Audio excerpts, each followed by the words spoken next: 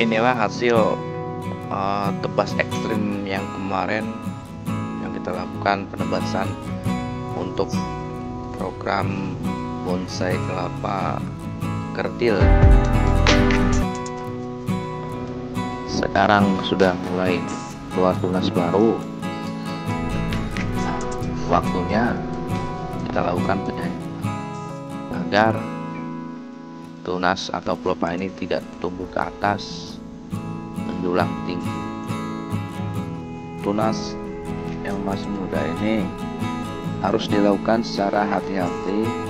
Kalau kita nggak pelan-pelan, yang ditakutkan mengenai pelepah muda yang di dalam.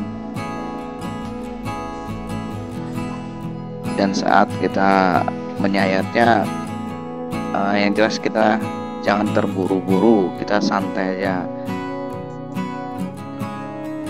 Dan itu pun saya sering melihat teman-teman saat penyayatan itu sering kelabasan atau patah pada pelepah mudanya. Usahakan memakai pisau yang tajam dan selalu hati-hati.